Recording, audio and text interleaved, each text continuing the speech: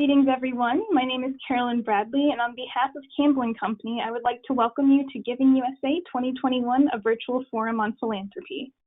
We want to thank all of you for joining us today. I am joined by my colleague, Peter Fissinger, CEO and President of Campbell Company, and Kate Roosevelt, Executive Vice President of Campbell Company. We are joined by our esteemed panel, Dr. James Hildreth, President and CEO of Meharry Medical College, Casey Marsh, Chief Development Officer of Feeding America, and Eden Stiffman, Senior Editor of the Chronicle of Philanthropy. On behalf of everyone attending today's webinar, thank you for sharing your insights and experiences with us. And then before we begin today's presentation, I'd like to quickly review some logistics for those of you who may be new to Campbell Company's webinars.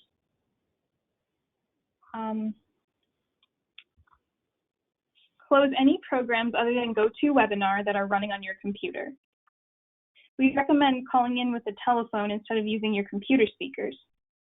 If you experience visual issues, send a chat to Campbell Company or contact GoToWebinar at the number on your screen. Finally, today's webinar is being recorded and will last 90 minutes. With your participation, you will earn 1.5 continuing education credits that is good to go with your participation with CFRE International. Within 24 hours, you will receive an email from GoToWebinar that includes a link to download your certificate along with a link to the recording. We do welcome questions throughout the webinar. Please use the questions box in the GoToWebinar control panel that should be on the right of your computer screen. You will also hold time at the end of the webinar for Q&A. And now, I would like to take a moment to introduce Peter Fissinger and Kate Roosevelt.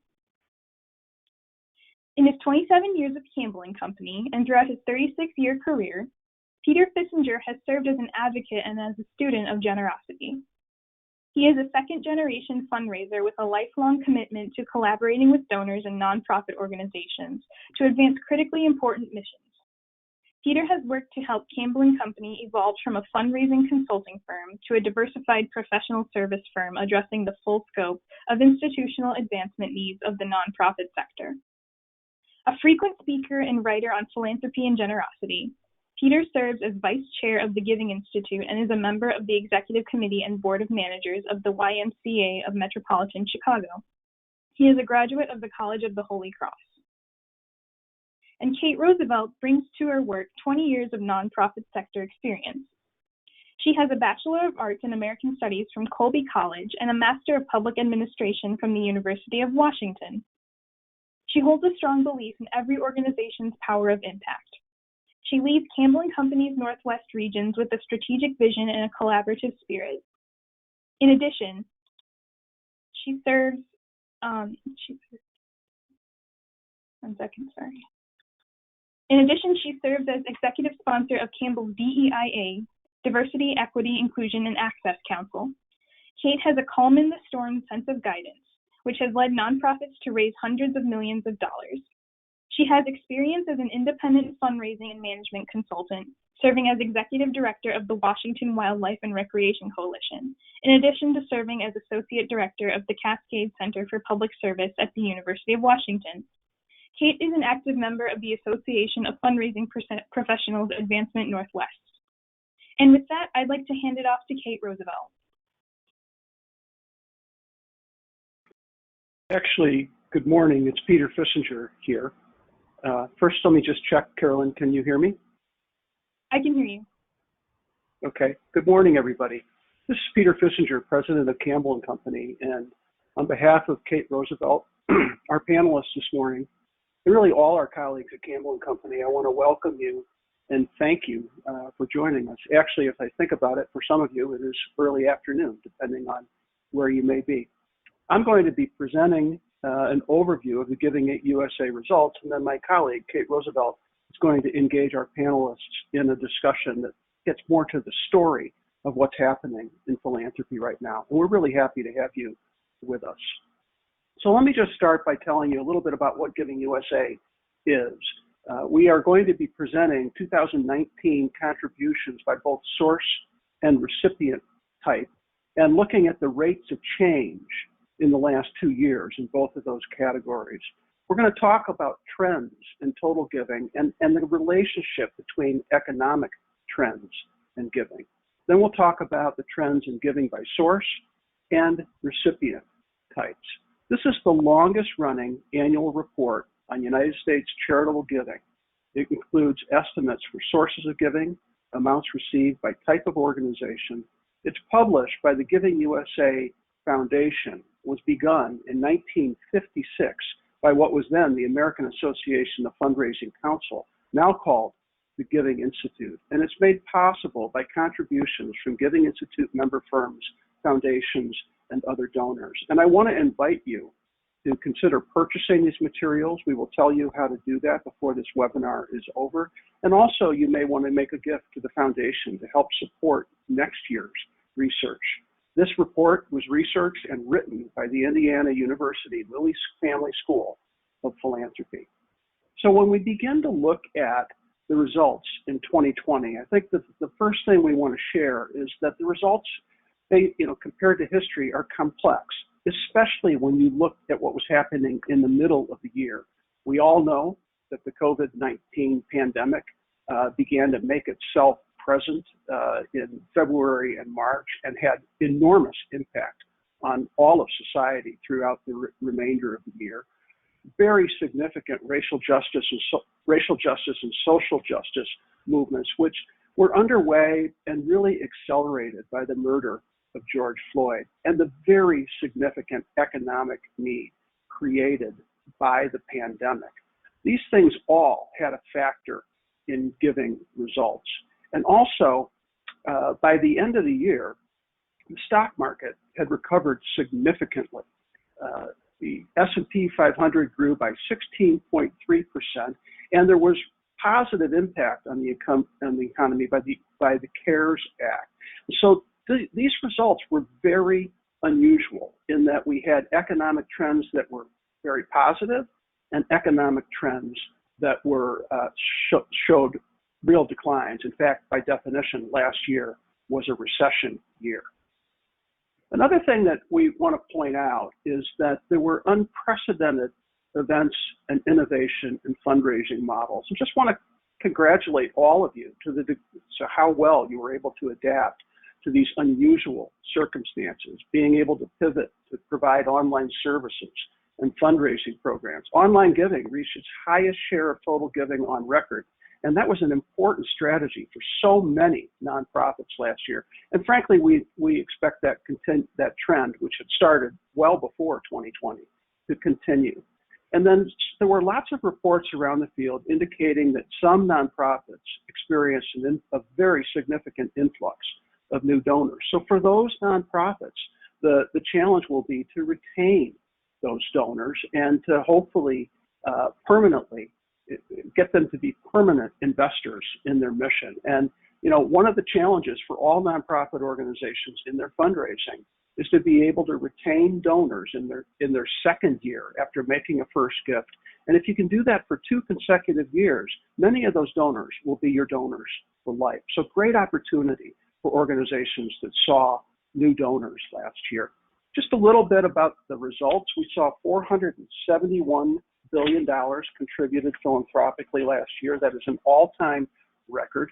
I just want to note that giving continues to be driven by individuals. If you look at the 69%, they're driven by individuals, and then look at the foundation category. About half of all foundation giving is actually driven by individuals through their family foundations, and then bequests another 9%. We estimate that individual giving drives about 87% of the total. I want to look at these 4 different categories of giving. Let me note that 3 out of the 4 categories saw increases last year. The stock market drove positive results in individuals and foundations, and you can see that here on the chart. A big jump in foundations. We think that the stock market was a factor, and also there were many foundations that went beyond their own patterns of giving to respond to the significant need they were seeing in society last year. The the pre-tax corporate profits and the drop in the GDP had an impact on corporate giving. You see it dropped by 6.1% last year.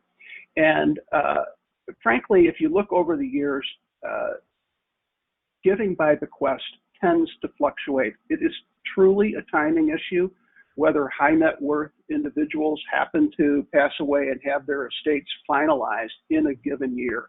And last year we saw a 10.3% increase in individual giving.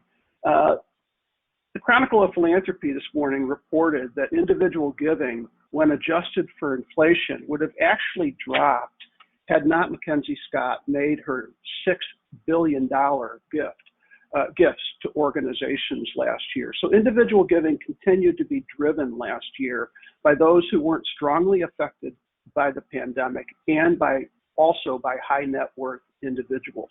We think that the charitable deduction made available to non-itemizers in the CARES Act may have had a positive impact on individual giving, but it's too early to tell. Here are some 5-year slices of these 4 categories, and it's kind of a busy slide. And so all I really want to observe here is that there's been a migration of giving from individual giving, which from 81 to 85 on the left side of your screen accounted for 82% of the total and is only 70% of the total on the far right from 2016 to 2020. And almost all of that percentage of the total is absorbed by foundations, which is the second category on these charts. And you see it rising from 6% of the total to 17% of the total. And this shows a migration, in a large factor, a migration of individual giving, people creating family foundations, people giving to donor advised funds at community foundations. And this giving still largely driven by individuals. And you'll see the other 2 sectors remain relatively consistent from 1981 all the way to 2020. Let's take a look at where that Peter? money went last year. Yes. We're having trouble Yeah. hearing. May I try something really quick, please? I'm not sure what's going on.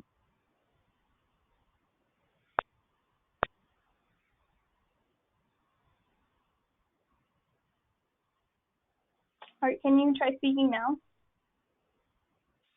Can you hear me better? Okay, they can hear fine. Okay. Sorry about that. Thank you. All right, thank you. Let's take a look at where all that money went last year. So giving to religion, still the #1 destination of all philanthropy, followed by education, human services, gifts to foundations, public society benefit, health, international affairs, arts, culture, and humanities, and then environment and animals. Let's take a look at the same kind of 2-year trend here. Giving to religion rose just slightly last year, wondering if perhaps this growth or lack thereof was affected by the fact that many people were not able to go to their houses of worship during much of the year. Giving to education rose considerably. We think this was driven both by the stock market, as it is a category often positively impacted when the stock market is strong, but also our friends in the education sector did a great job of pivoting their case for support to those who were disproportionately affected by remote learning. If they were in college in a dorm and they were on a full scholarship, they may have not had a great place to go and learn remotely. They may not have even had the technology. And so we saw very positive generosity from many people to support those individuals once colleges and universities were forced to close. Human service giving went up by almost 10%, literally exploded in certain sectors. We're going to hear more about that from our friend Casey at Feeding America in just a few minutes. Giving to foundations rose just slightly last year on the heels of a very significant increase the prior year. Public society benefit houses some different kinds of organizations, the United Ways, the Jewish Federations of the world, certain kinds of research, and also donor-advised funds in the for-profit providers of those giving vehicles. Cumulatively, we saw the impact there to be close to 16% growth last year. I was a little surprised at first to see that giving to health actually declined. A couple of factors.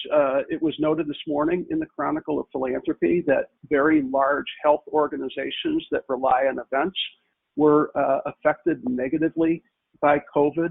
And also, there were some very large gifts made to academic medical centers that actually get counted under the education sector. So that gives a little bit of insight into the drop in giving to health.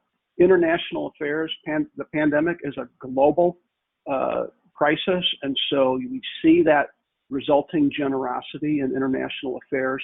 Arts, culture, and humanities tends to be negatively affected in recessionary years, and last year was a recessionary year.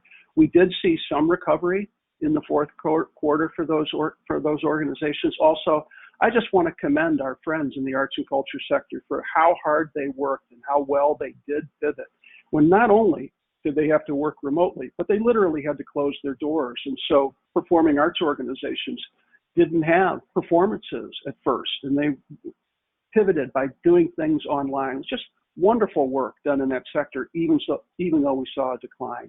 And then environment and animals does tend to be positively impacted by a strong stock market. And last year, we did see the S&P 500 increase by about 16% over the course of the year. Now, this slide is very busy because there's so many recipient categories in giving, but it's that 5-year slice slide. And all I really want to call your attention to here is that giving to religion, which is represented on the bottom darkest color of this slide, all the way across from 1981 to 2020, is declining as a percentage of the total pie of giving. And virtually all of these other sectors are growing as a total, as a percentage of the pie. So we're seeing this transformation of giving. Giving to religions continues to grow, but it's growing more slowly than all of the rest of these sectors represented in this research. I want to call your attention to this slide because it does show the very unusual results of giving as it relates to the economy last year. So this shows giving results from 1980 to 2020. The gray bars represent years where the economy grew, and the other bars represent recession years where the economy actually shrunk. And what we typically see in recession years is either the growth slows, or as you see during the Great Recession around 2010, giving actually shrinks in both in real and inflation adjusted dollars. However, in 2020, with these mixed results where unemployment was very high and yet the stock market did exceedingly well, where some businesses did really well, other businesses suffered, and the same with individuals. In the midst of these crises where we know that people always respond with generosity in the face of a crisis, we actually saw giving grow in both real and inflation adjusted dollars, even though it was a recessionary year. And that's very unusual in this research. So giving is a total of the gross domestic product. Those factors, because the gross domestic product did shrink last year and giving rose, it came to 2.3%. How wonderful it would be if we could stay at 2.3 or even 2.5% of GDP as the economy recovers, because that would provide wonderful results for all the nonprofit organizations across the country and all the people that they serve. I want to show you the relationship between the stock market, Standard & Poor's 500, and actual charitable giving. So the dotted line is actual giving, and then the other line is S&P 500. And what you see is that giving follows the stock market, but in less exaggerated terms. So when the market goes way up, all of a sudden you see giving go up, but not as strongly. And then when the market takes a stiff decline, again, giving does recede, but not as strongly. And I love that last part because it represents how people try to maintain their generosity even when the economy is struggling. And it also represents the great performance of fundraisers across the country who stay in touch with donors and encourage them to continue to give because the mission of their organization is so important. Individual giving is a share of disposable income. This is actually the greatest indicator of philanthropy, according to the research. And what we saw last year is that it stayed consistent with the prior year at 1.9%.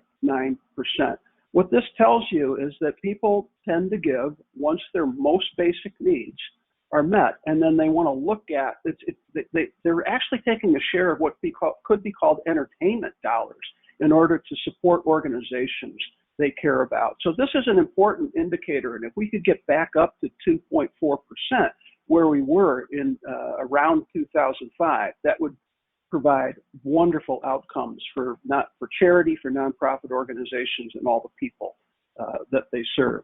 Just want to say a quick comment about corporate giving last year, because it did drop considerably, but if you look at this data, it was entirely predictable because it stayed almost exactly the same as it was the prior year as a percentage of corporate pre-tax profits. And this was another mixed year where certain companies in the technology sector, companies that were able to be great providers during the pandemic, did extremely well. And then the entire hospitality industry just saw enormous losses. And so the sum total here is that giving stayed at almost the same as a percentage of pre-tax profits, but overall pre-tax profits and the GDP shrunk, and so corporate giving shrank also. This is the last slide of data that I want to share with you this morning. And what it tells you is that if you are a fundraiser, you have a lot of competition out there. And so I'd like to end my portion of this webinar by reminding you to treasure the donors that you have, to thank your donors, to steward your donors, to remind them of the impact that their giving has on your mission, because there are many good choices that donors have to support nonprofit organizations. And if you don't take good care of your donors, they will probably go somewhere else. The other thing that I think is interesting, and this was noted in the Chronicle of Philanthropy on Saturday, is that there were predictions that many nonprofits would go out of business as a result of the pandemic. And we did see some nonprofits go out of business last year. However, the CARES Act and the PPP loans had a very positive impact on nonprofit organizations being able to survive. And so we actually saw a slight increase in the number of nonprofit organizations operating in the country last year. And so with that, I want to thank you for your time and attention, and I want to turn it over to my colleague, Kate Roosevelt, who's going to introduce our panelists, and we're going to get to the stories behind what happened last year. Kate? Thank you so much, Peter. And I might suggest that after I introduce our guest today that we stop sharing the screen so that everybody can see as much of our panelists as we might like for them to see. So thanks so much for sharing the headlines of the report with us today, Peter. And Dr. Hildreth, Casey, and Eden, I'm going to invite you at this point to go ahead and turn on your cameras and unmute yourselves so we can all see you. Thank you. So I think the premise and really the context of our panel discussion today is that we are looking back on a year like no other in modern history. The giving landscape, as Peter has shared with us, was really transformed by the convergence of a global pandemic and the intensified movement for racial equity and justice that followed the murders of Breonna Taylor in the middle of March, just as the pandemic was beginning to take a grip on our lives, and then, of course, the murder of George Floyd in late May. This is really, we think, an important moment for us to reflect on the pain and suffering wrought by these events the extraordinary philanthropic response, and also to take a look at what we might expect going forward. With that, I want to express the gratitude for everyone at Campbell Company, from everyone at Campbell Company today, for the three wise leaders and observers who will help us make sense of 2020 and look to the future. Welcome you all to the webinar, and thank you so much for spending time with us today. I'd love to start by asking each of you to take a minute to tell us a bit about yourself, your organization, and Dr. Hildreth, let's start with you. Thank you, Kate. I'm James Hildreth. I'm the president of Meharry Medical College. Meharry is one of the 4 historically Black medical colleges in the country. We've been around since 1876, and we take great pride in providing health services and education to disadvantaged populations. Very happy to be with you today. Thank you, Kate. Thank you so much. Casey, tell us a little bit about yourself. Thank you, Kate. Nice to be here. I'm Casey Marsh. Hi, everyone. Welcome. I am the Chief Development Officer at Feeding America. We're based in Chicago. I'm right outside of Chicago, Illinois. Feeding America is the nation's largest domestic hunger relief organization. We are a federated network, and our members consist of 200 food banks all over the country, in addition to 60,000 pantries, agencies, church basements, school programs that are part of the Feeding America network. So we cover every part of the United States, and food insecurity, unfortunately, exists in every part of the United States. I joined Feeding America early in the COVID pandemic. So my time here has been a roller coaster, literally a wild ride. And I could have never imagined what I was about to step into, but it has been an honor and a privilege and a very intense learning experience. So thank you for joining us. I'm happy to be with you. Thank you, Casey. And Eden, we know that you and your colleagues have been working around the clock to make sense of this new giving report. Tell us a little bit about yourself and the Chronicle. Sure. So thank you for having me today. I'm a senior editor at the Chronicle, and my beat is fundraising. So I work with a team of other journalists who cover everything from economic trends to public policy to how personal values influence how people give and how nonprofits attract donations. And so, over the last year plus, my colleagues and I have been covering how the pandemic and how racial justice movements have shifted how people are giving and how nonprofits are attracting resources. So as we've been covering this report over the past week or so, some of the findings were expected and others were not so much. So I hope I can provide some insight about what our story includes today and just some context from the past year. Thank you so much, Eden, and thanks again to all of you for sharing your wisdom and your experience with us today. To get started, let's take some time for each of you to share what really stands out to you in this report on giving in 2020. It is for sure full of a number of surprises and complexities, and I'd love to hear each of you comment on just your general observations and what might confirm or differ from your experience in the field, and what surprises you. Casey, let's start with you. Yeah, thank you. I think from where I sit, it was no surprise to see that the human services sector grew. I think that happens in times of disaster and crisis. We saw that happen again. Feeding America, as I mentioned, as that network of member food banks, our brand was elevated to a level that we had never seen before.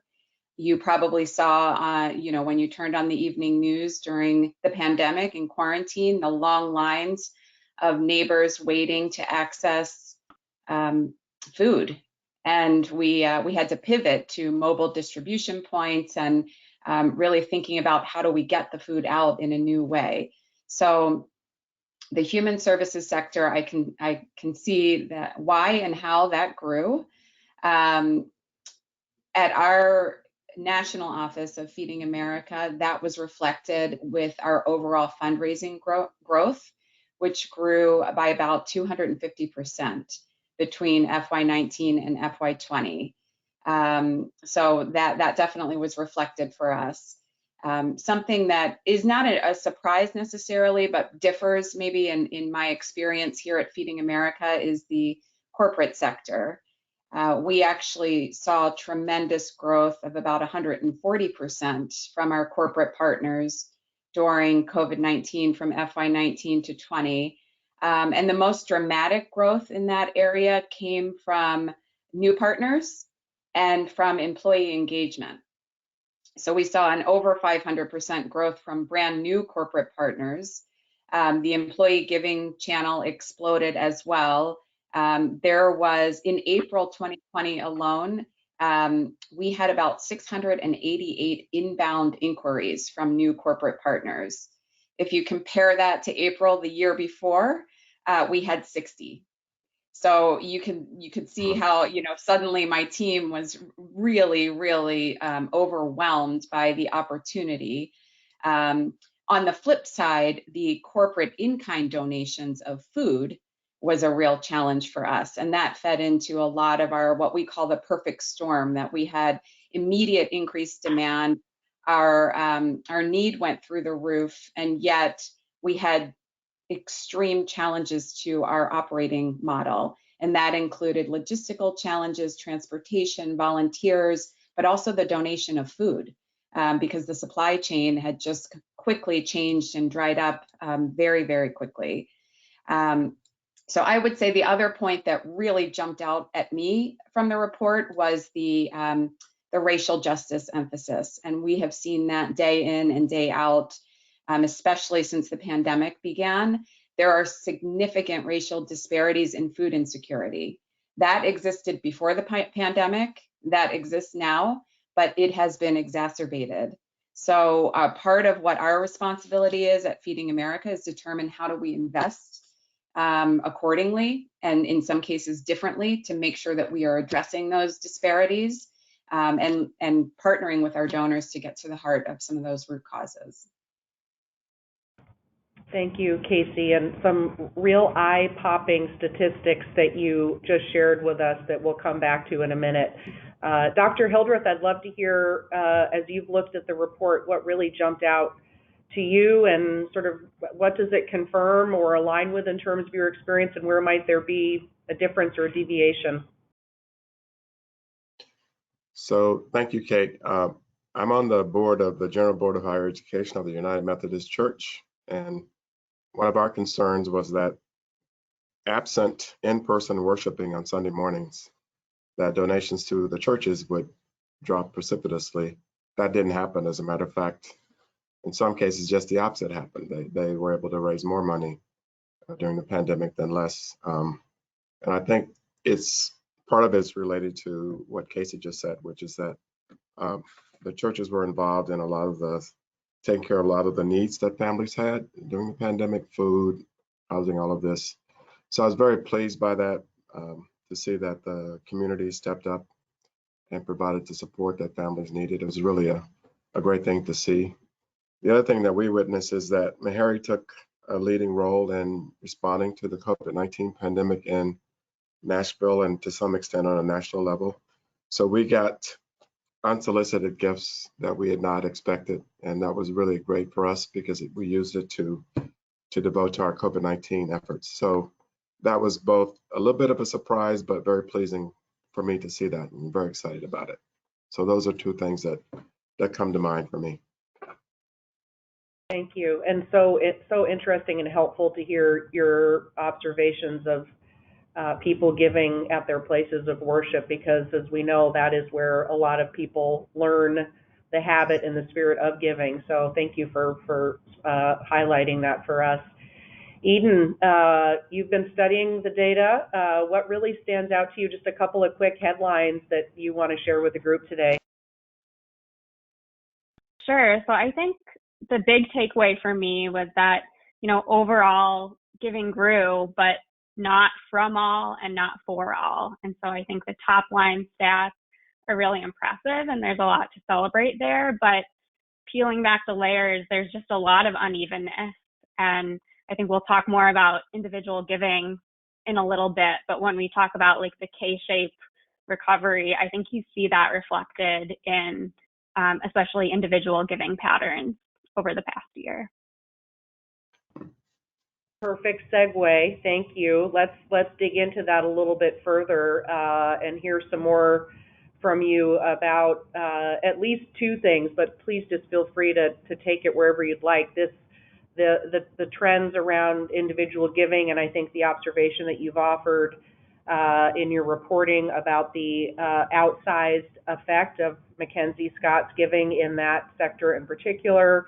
And then, you know, as Peter commented earlier, it's just hard to make sense of a decline to a sector of health that was called to account and called to service, you know, like no other time in modern history. So curious to hear more of your thoughts on those two questions in particular, and anything else that you'd like to spotlight, just sort of, again, the surprising, some of the surprising findings in the report. Sure. So I have to say the individual giving data did surprise me when I first saw those stats. I've been speaking to fundraisers, you know, at food banks and the Feeding America Network, who like doubled the size of their donor base, or the CDC Foundation, which raised something like gifts from 300 times as many donors as the past year. And so we've also been covering data about big increases in online giving. So I had kind of those statistics in the back of my mind. I think one thing to keep in mind is because individual giving represents such a large slice of the pie, it just takes more gifts to kind of move the needle by a percentage point. So one thing I'd be really curious to see is a stat about the number of donors as opposed to just dollars given, because I think that would tell a different story. I think, you know, as Peter mentioned, without Mackenzie Scott's gifts last year, individual giving would have dipped by 0.8% in inflation adjusted dollars. And I think that just shows really the outside influence of these mega gifts on the landscape of philanthropy. You know, in terms of, we know individual giving is influenced by things like disposable personal income, and that was just, it was such an uneven year for that. Wealthy donors, many of them got much wealthier and gave more generously, but there are many, many people who are not in a position to give. On the question of health, I think it's interesting, but not necessarily surprising to see that dip just because of how many nonprofits are classified. So Peter also mentioned that, you know, big gifts to academic medical centers, those are counted in the education category, not in health. And so, you know, a lot of those gifts for COVID relief are not reflected in this category.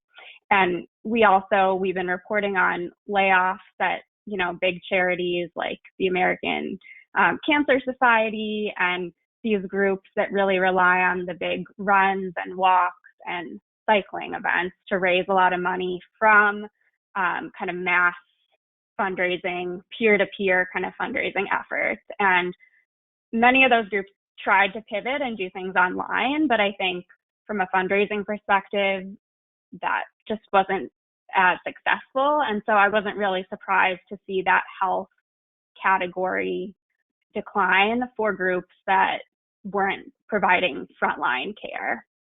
And I think it's going to be a challenge for some of those groups to kind of prove their relevancy and connect to conversations happening about health disparities and COVID relief and recovery going forward.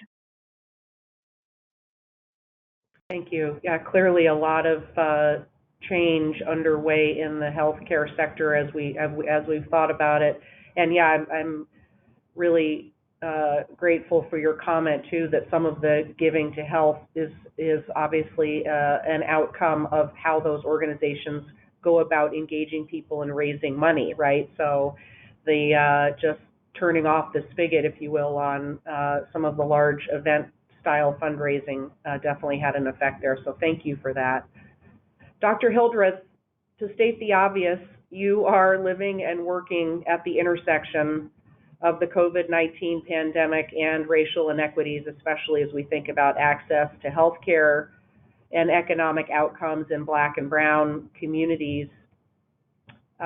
You were also a key part of one of the most interesting and important philanthropic stories of 2020, the mega gift, as we like to call it, from Michael Bloomberg to historically Black medical colleges that was intended to help increase the number of Black doctors in the United States by significantly reducing their debt burden. Please tell us about this experience and what you think it portends for more equitable access to healthcare going forward. Thank you, Kate. Obviously, we were super excited about the gift. It was the largest gift in Meharry's history. We got $34 million from the Bloomberg Foundation, and the purpose was to reduce the debt burden of our students.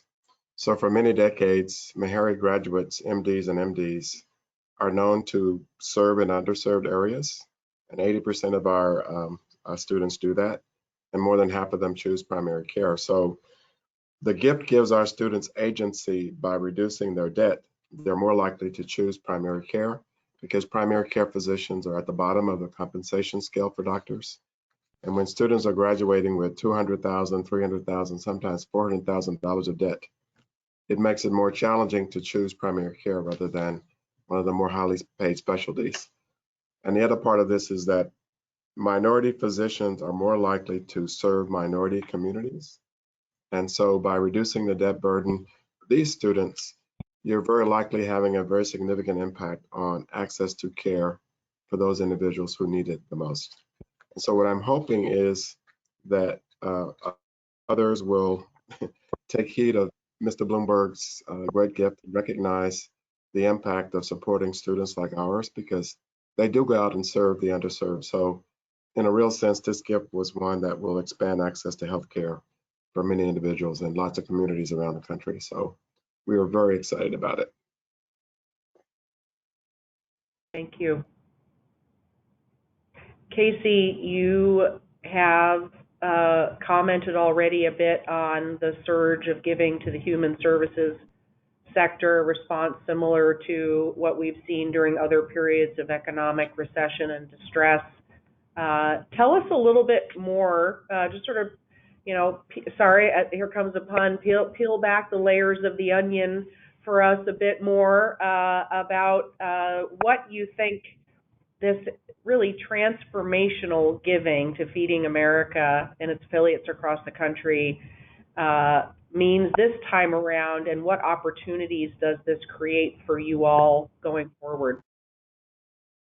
Yeah, I think that it was different this time around. We are accustomed to fundraising for food banks in times of disaster, but usually that's region specific or city specific.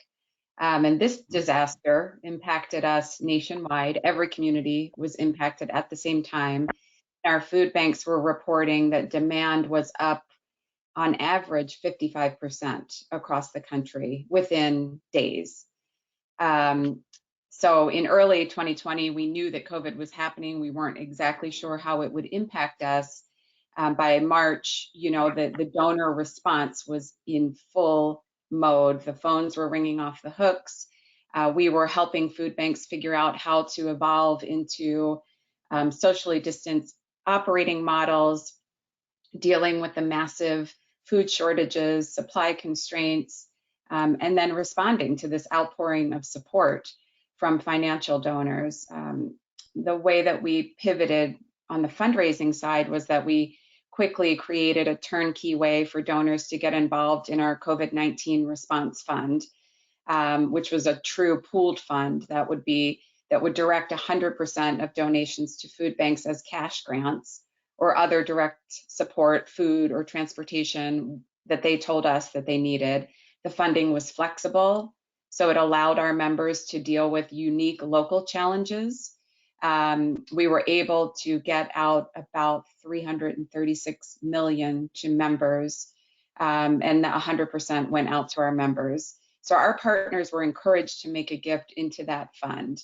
And most of our grants were determined using a data-driven methodology that considered both local needs as well as food bank capacities and the rates of food insecurity in those communities. There was a shift for us and our partners. We were asking for trust, for the ability to prioritize market based on our data and our expertise and what we were hearing from local communities. And that presents an opportunity ahead, several opportunities, but looking at that pooled funding model, looking at continuing that trust with our donors. This is a marathon for us. It is certainly not a sprint. Neighbors are not out of food insecurity as we start to come out of the pandemic. Pandemic opened the door for us for greater and deeper conversations with our partners around equity. We're accelerating our work around equity to advance those solutions. We actually launched what's called the Feeding America Food Security Equity Impact Fund. And we used the gift from Mackenzie Scott to Feeding America's national office to seed that fund in honor of and in keeping with her donor intention. So that will be something that we'll take forward as a learning. You look at now going into our next fiscal year, we are still experiencing more than 40 million people in this country with food insecurity. And if you are Black, Latino, Native American, your rate, your likelihood is 2 to 3 times more likely than white households to be in that category of food insecure. So there are a lot of opportunities ahead in working differently with our partners and our donors.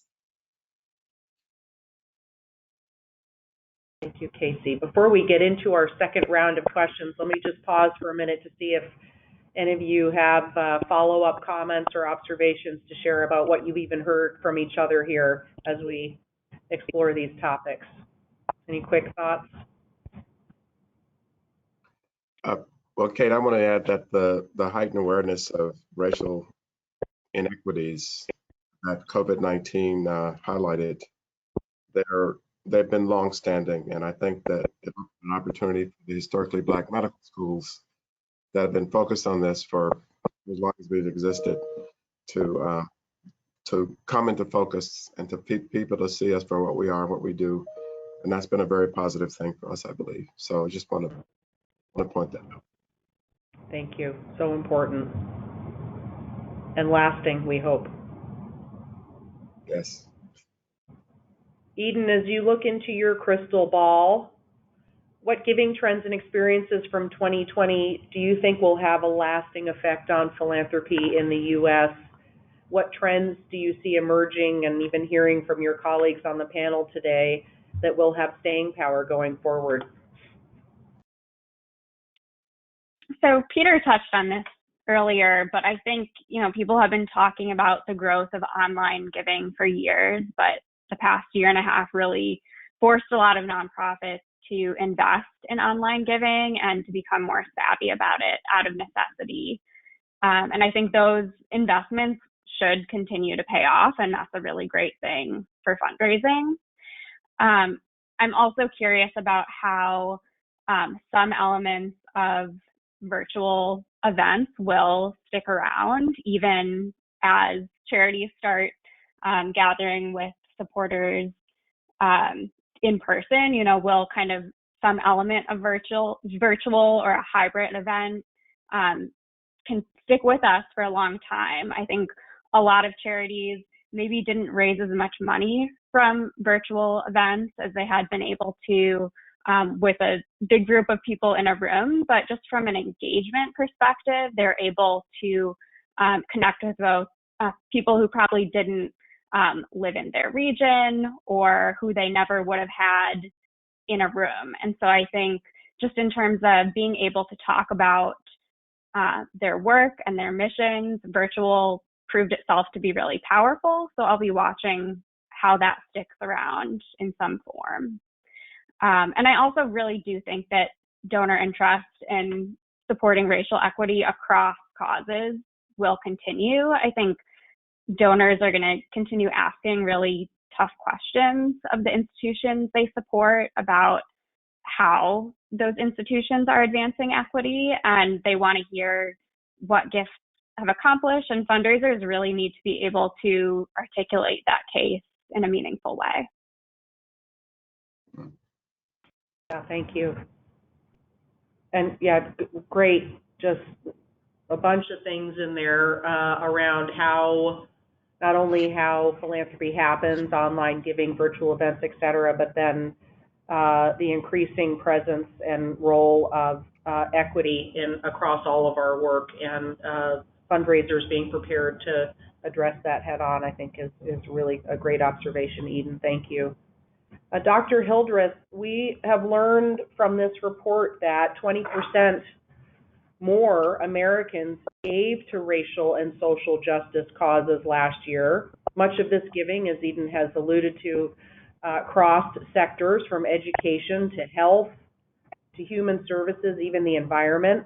What do you make of this, and how confident can we be that donors will continue to fund causes and organizations led by people of color and organizations that are serving Black, Indigenous, and people of color communities? So Kate, from my perspective, there were two things that focused the attention of donors on this issue. One is the disproportionate burden of disease and death was visited upon Black and brown people by COVID-19. The other one was that in May of last year, when George Floyd was murdered for the whole world to see, because of a young lady in her video camera in her phone captured it for all of us to see, there was a visceral response.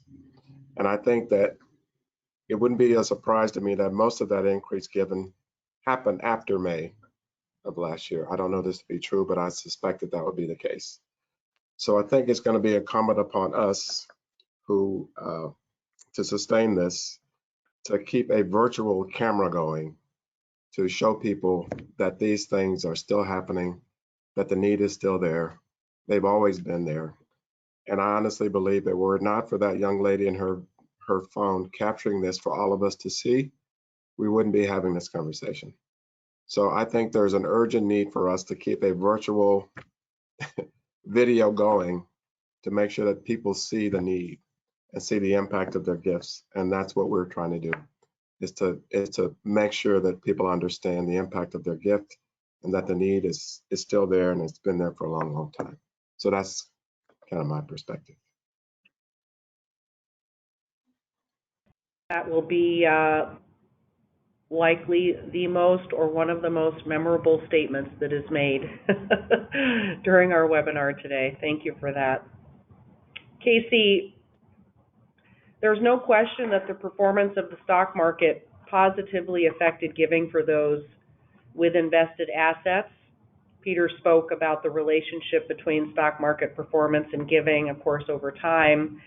And at the same time, we're continuing to see this troubling trend of fewer households giving, especially those with lower incomes and fewer discretionary resources. I wonder if you could say a little bit more about what Feeding America experienced across the proverbial giving pyramid in 2020. What groups you believe were most generous or especially generous, and what fundraising tactics performed especially well? Sure. Well, for the issue of hunger specifically, proximity to hunger is often a huge indicator of willingness to give. So if socioeconomically you are closer to hunger, we've experienced that you may give. And during the pandemic, proximity to hunger was prevalent across all income brackets, and presumably more visible in many areas where people of different socioeconomic classes are commingled. So as a result of that, there were absolute increases across all brackets at Feeding America, but a marked percentage of our composition of donors were in the higher income brackets. So we saw, even before COVID-19 pandemic, almost half of our digital and DM donors have a household income of less than $75,000. compared to about 37% of the general population. So again, that proximity to hunger is a good indicator that you may care about this issue. During COVID-19, we did see that disparity and the increase in the higher income brackets. In one of our tiers, the top tier of what we call our mid-level program, so donors that give between $1,000 and $10,000, we saw a 400% growth in the number of gifts made. And that was compared to just the year before. We also experienced the transformational gifts that we're talking about. We received our largest gift in our history from Jeff Bezos, $100 million, that was quickly deployed to the network, to our 200 member food banks. And then only months later, get a gift from Mackenzie Scott, not only to the national office, but to 42 of our food banks nationwide. She invested directly. We were able to partner with her team to provide the data and the insight that they were looking for to achieve her vision of reaching those markets that had been hit with the most disparities and that had the most inequities when it came to food security. We saw that private foundations who tend to have really clear giving guidelines, they paused immediately to determine how they were going to adjust to help communities, and foundations recognized, many foundations recognized that they had to make funds available via endowments in some capacity, whether it was to divert emergency funds only or to operate, to branch out to reach new organizations. So we did experience that. We saw foundations for Feeding America step up and loosen restrictions to their grants. Corporate donors for us, again, gave very generously. And we also saw dramatic upticks in our funds received through cause marketing campaigns, as well as employee giving and register campaigns. And some of that had to be virtual because, not a lot of people were going to the registers, but we saw some success with some of our partners. The tactics that we used really were holistic partnership approaches, looking for food, for funds, and for friends, as we tried to catalyze the movement that seems to be happening in the United States with this additional attention to food insecurity and meeting our basic needs. Beginning those conversations about equity with many partners, and really connecting with employee resource groups within corporate donors to talk about food insecurity and what that means for them and for us. So we had to pivot pretty quickly, but we did see that really in all areas of our donor database, the increased generosity.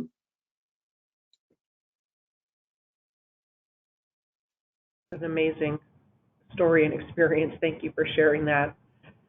Peter and Carolyn, want to do a quick check-in with you to see if we have any questions coming in from our audience. And while I'm saying this, if you are in the audience and you have a question that you would like to put out to any of us, we'd love to hear from you. So Peter and Carolyn, anything we want to dig into quite yet? Just a couple of things here that relate to questions about the data that I want to just bring up. Somebody asked, can we email the presentation with the slides and the graphs? And I want to say, unfortunately, we're not able to do that.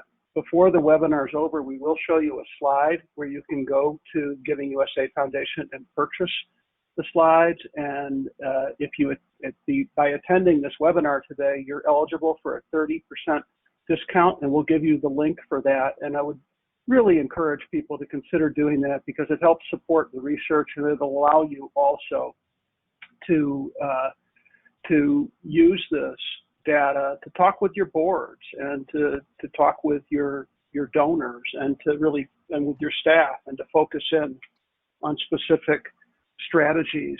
I am interested to know from any of the panelists what their experience or understand in terms of donor advised fund giving, because that has been a significant increase giving trend. It gets a little hidden by this data, and I just want to note that we're working on that very hard. Some of the results show up in the public society benefit category where those who use for-profit entities for their donor-advised funds.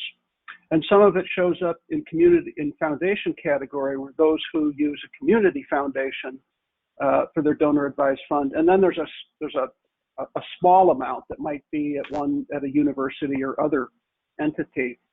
But Eden, I don't know how much you and the Chronicle might be following this and what comments you have, and then the other two panelists, just interested to hear how you have seen that impact your giving programs, because we're certainly seeing it in giving results.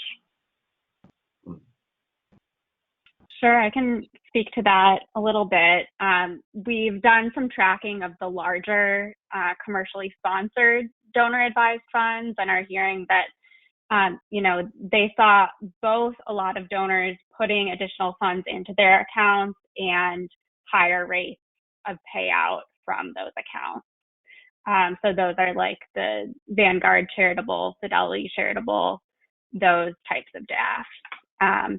With community foundations, a lot of those, of course, were collecting kind of these pooled funds for COVID relief or for support of their communities. And so I think, some of the increase would be tracked in that kind of community foundation category as opposed to the public society benefit type of giving. I heard from a lot of fundraisers who say that the number of DAF gifts they've been getting has been steadily going up for years, and I think that trend continued in 2020. Mm-hmm. Dr. Hildreth or Casey, anything you want to share based on sort of how you're seeing donors and donor-advised funds interacting with your organizations? Go ahead, Casey.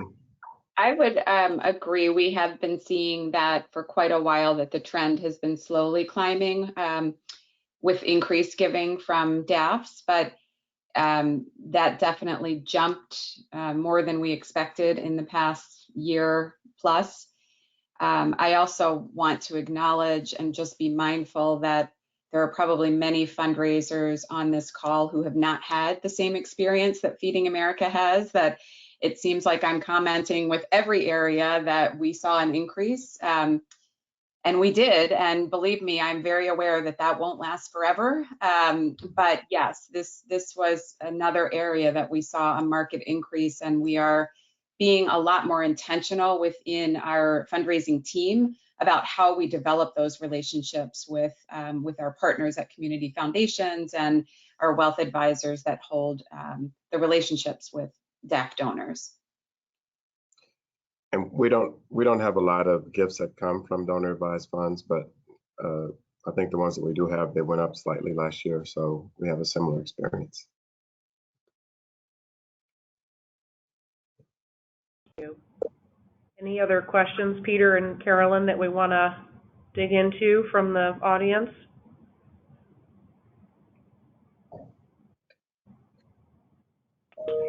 Well, I'd like to point out that what we've seen anecdotally over the years is that it's very difficult to retain new donors. Our annual giving clients, we keep telling them, if you could just do better at retention, you'd be able to meet all your fundraising goals. And that's a little counterintuitive for many of our clients. So Casey, you have this year with, across your organization, so many new donors. And the demographics that you cite are really fascinating. I would imagine that you're working across your network of food banks on donor retention strategies, because it's our experience, this isn't in the research, but I noted earlier, you can get a new donor to repeat their gift for 2 or 3 years. They tend to be donors for life. It fits into that budget of consumer spending. So what is Feeding America doing to focus in on all of these new donors? Well, you brought up the collaborative nature of our role with food banks, and I think that can't be overstated. We actually have invested in a team, our strategic capacity development team, that are focused on making sure that we share with the 200 food banks and their fundraising teams best practices, that we have open dialogue to make sure that we're learning from one another. There's a saying that if you've seen one food bank, you've seen one food bank, because every community is so vastly different. But there are a lot of learnings, especially in this past year, that came quickly, that we're sharing with one another. And retention and stewardship are at the top of the list of the areas that we're making sure that we're investing, focusing, sharing resources, sharing vendors that have worked well for us, if that's an option for some of our food banks. At the national office, this has also been an area of focus for our team. And in fact, I just hired a new role, a newly created role, and this was a reflection of my work with Campbell Company and in looking at how do we meet this moment, this incredible moment in our history. One of the recommendations was to stand up what we're calling a stewardship center of Feeding America. And that our newly hired vice president starts on Thursday to elevate our efforts around donor stewardship. How are we being creative with that stewardship? How are we investing appropriately? How do we retain as many of those donors as we can? And not only the external piece, but internally, making sure that our fundraisers are connecting with our subject matter experts, that we're prioritizing what the need is, especially based on the equity, the diversity and inclusion goals that we have, reflecting that back so that they are rising to the top when it comes to what our fundraisers are speaking to donors about.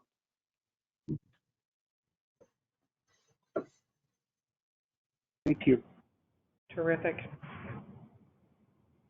Well, I think, yes, please, Eden, go ahead. Oh, sorry, I was just going to add one point on retention. One thing that I'm paying attention to going forward is you hear a lot about kind of lower rates of retention for traditional disaster response type giving.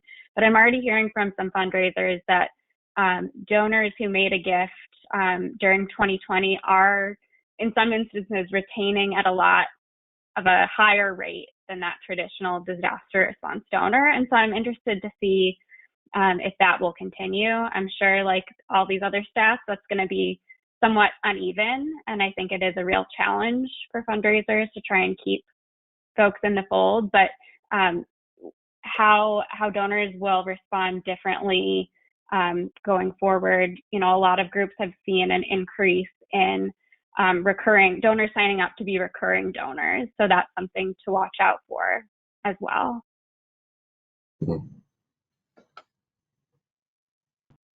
Excellent.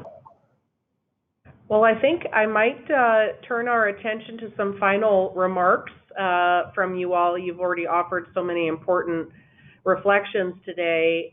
So as we think about wrapping up this discussion and heading back to work to do the good work, would love to invite each of you to offer a reflection, a story, a piece of advice to the fundraising professionals and philanthropists who have joined us today. We've covered a lot of topics, and I trust that you'll you'll have something more to share with us. So, Casey, do you wanna kick us off with some final remarks for our audience today? Sure. I think from my point of view in Feeding America, we know that we can't food bank our way out of hunger in the United States. So we need collaboration, we need partnerships, and that has to cross many sectors. It has to be with our partners, our donors, our supporters, the private sector. It has to be with government. We haven't really touched on that much, and the role that government played in fundraising in the past year, for better or for worse. But we need the partnerships, and we need to work differently, I think, with one another in those collaborative conversations and approaches when we can. we have realized at a new level how much the issue of hunger touches on racial injustice, as I've talked about, climate change. You know, the amount of food waste in this country and the carbon emissions from that is overwhelming. That opens a lot of conversations, not only with donors, but with some colleagues in the fundraising and nonprofit sector. So I think that the emphasis on partnership and collaboration, I'd like to make sure that we are talking about as a group as we move forward. And then, of course, racial injustices we've covered at length in this conversation, which I'm so thrilled that we did, and that happens to come up in a lot of conversations, more so than before. I think a piece of advice that I would offer to my colleagues is to make sure you're allocating resources for these conversations, whether that is training for your fundraising teams, to really understand and reconcile as fundraisers what is our role in making sure that we are not perpetuating systemic racism, but we know how to help dismantle it. And how do we do that on a daily basis in conversations with donors? For us, it's about centering everything that we do on neighbors who are facing food insecurity rather than donor comfort per se. So it's a shift for us away from the donor-centric mindset to really, it's about people that we serve. And sometimes that can be very uncomfortable. So I would recommend investing in this area to make sure that everyone in your organization, to the extent that you can, or looking for resources to make sure that you have opportunities for people to really continue the conversation, especially from a fundraising point of view.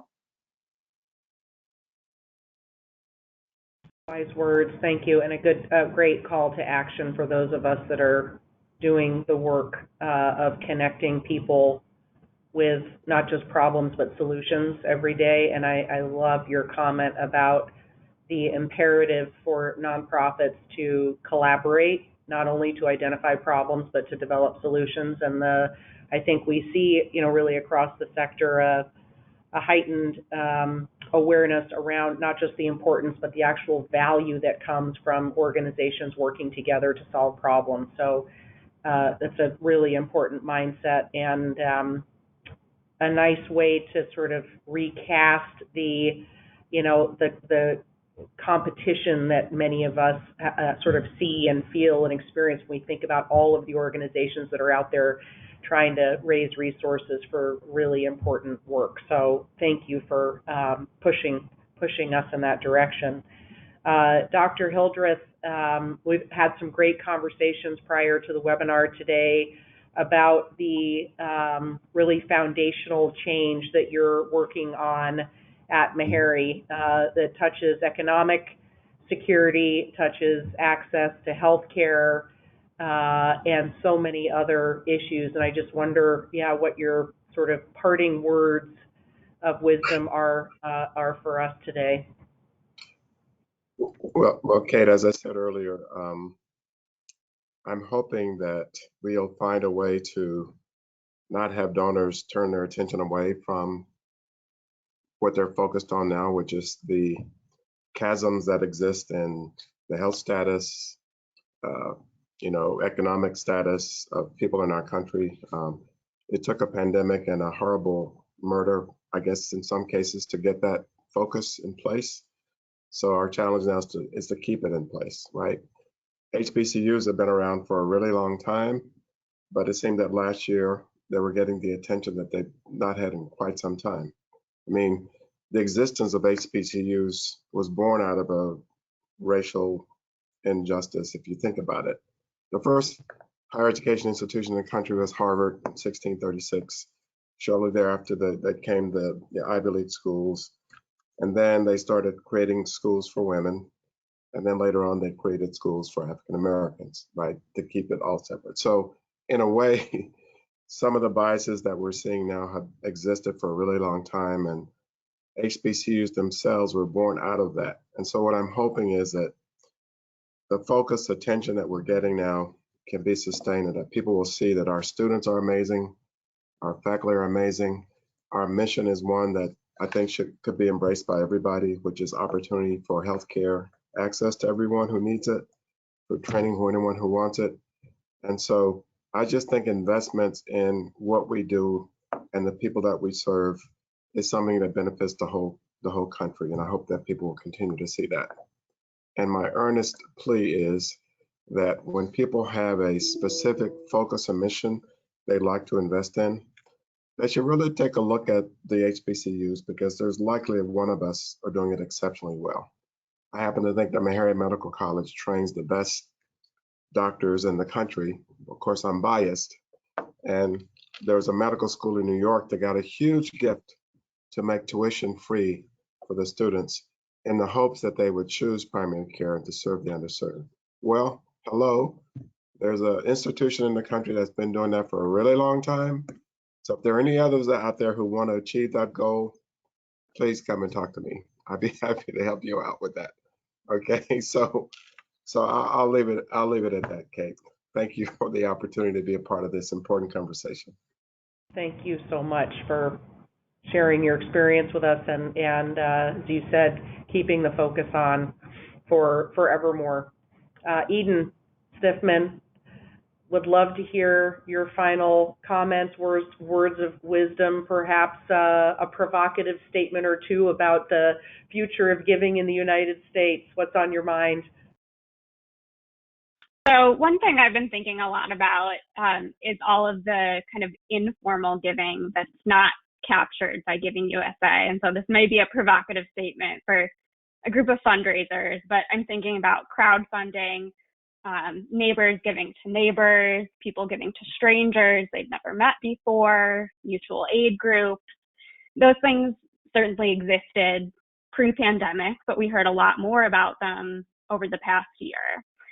I think donors are drawn to those kind of efforts because of how personal it is, how tangible the impact is, and how quickly people can get money into the hands of others who need it. And so I think my final thought is more of a question, food for thought for fundraisers. What can we learn about this kind of giving that's happening? And that I think likely if we looked at giving inclusive of this kind of giving happening outside of the traditional charitable sector, I think it represents, a serious slice of the generosity that's happening. And so how do we think about that in relation to the work that traditional nonprofits do? And what can we learn from donors that are choosing to give that way, maybe in addition to also supporting nonprofits? Interesting. Excellent. Great calls to action from all three of you today. So I just really appreciate not only your reflections on what you've experienced over the last year, witnessed and observed, but really the challenges you're putting before us for being better, doing better, and continuing to encourage smart, compassionate philanthropy that advances goals of equity and justice across all of the sectors that we work in. And I'm just really grateful for the work that each of you is doing in your respective fields. So thank you so much for joining us today. With that, I'm going to turn it back to Peter to wrap us up, and grateful to be with all of you today. Thank you. Thank you. Thank you, Kate.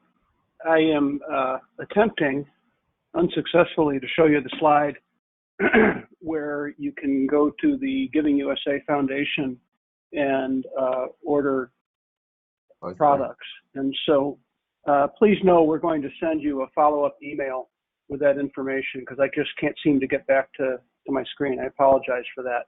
There was a question both about whether this webinar would be recorded so people could look at the slides again, and it will be, and you will have access to the recording.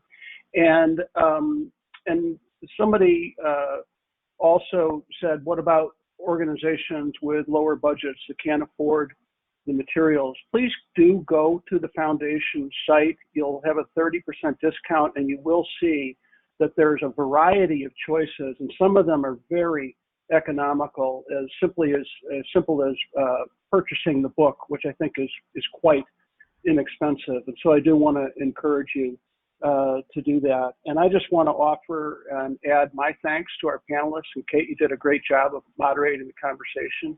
Thank you. We look forward to this every year.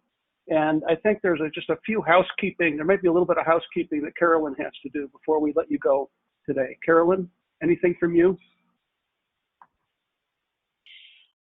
Well, I just wanted to say thank you again. I want to offer my thanks to all of you for joining us today. We'd like to give a special thank you to the panelists, Dr. James Hildreth, Casey Marsh, and Eden Stiffman, for sharing your insights and experience with us. So within 24 hours, you'll be receiving a follow-up email from GoToWebinar with a link to the recording and the CFRE certificate. So thank you again. Take care. Thank you. Thank you all. Be well. Be well. Thank you.